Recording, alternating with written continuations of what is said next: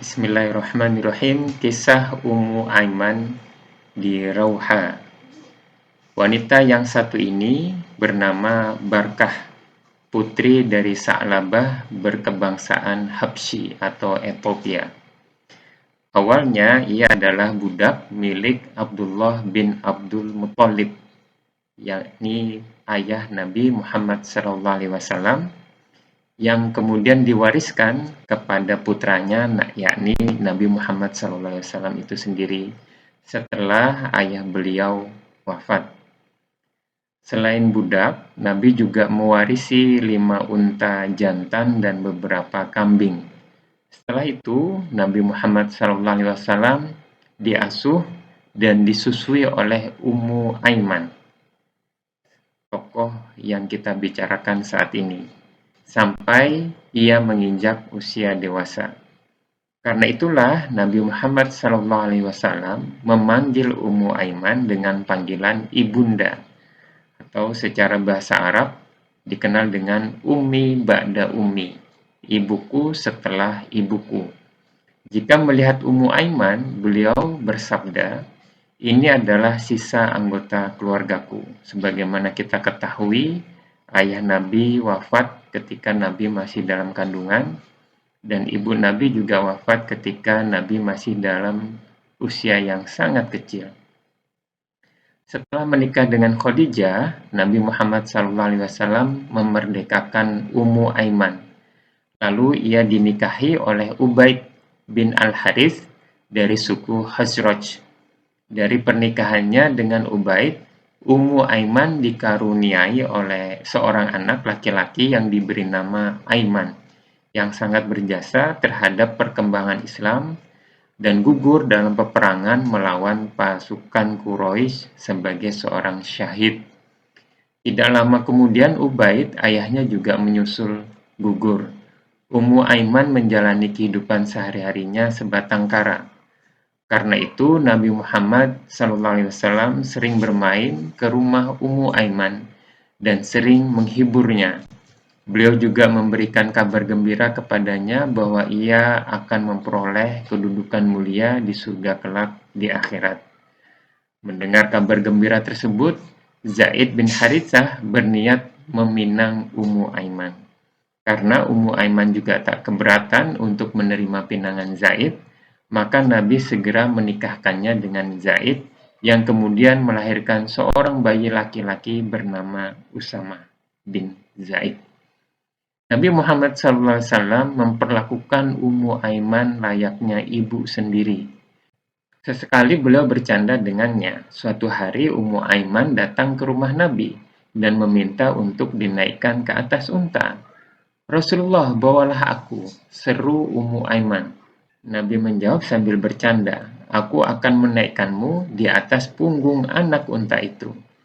Ummu Aiman berkata, "Rasulullah, ia tidak akan kuat untuk aku naiki, aku juga tidak ingin menaikinya." Kemudian Nabi menjawab, "Aku tidak akan membawamu kecuali dengan anak unta itu," kata Nabi bercanda. Ini adalah cara Nabi bercanda kepada Ummu Aiman. Meskipun bercanda, beliau tidak mengatakan kecuali yang benar. Nabi SAW tidak pernah berbohong. Sebab semua unta sejatinya adalah anaknya dari unta yang lain. Ketika Nabi Muhammad SAW wafat, Ummu Aiman terdiam dan tak dapat menahan kesedihannya. Air matanya berjatuhan membanjiri kedua pipinya.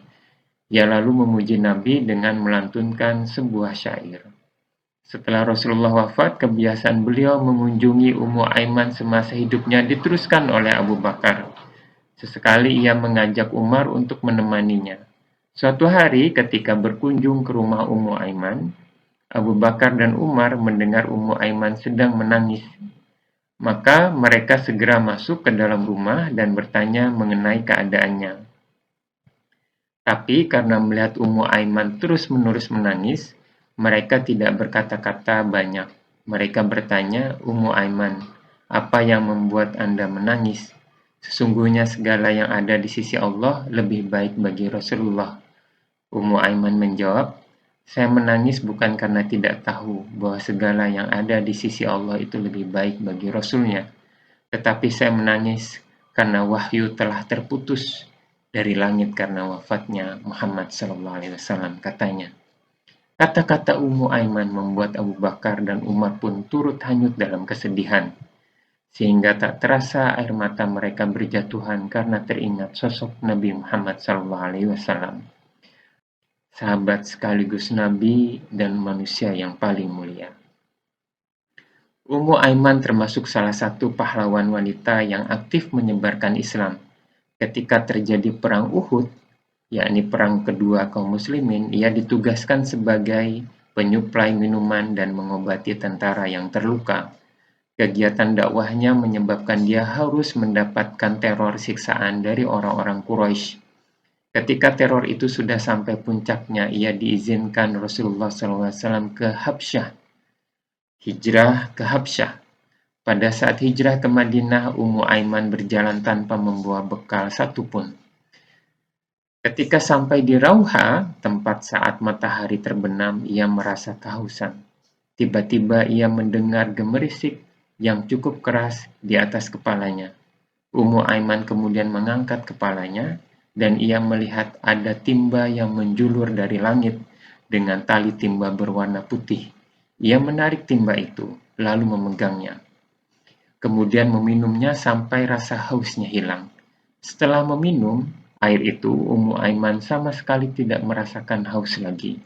Pernah ia berpuasa pada hari yang sangat panas dan berputar-putar di bawah terik matahari yang bisa membuatnya merasa haus, tapi ia tidak merasa haus.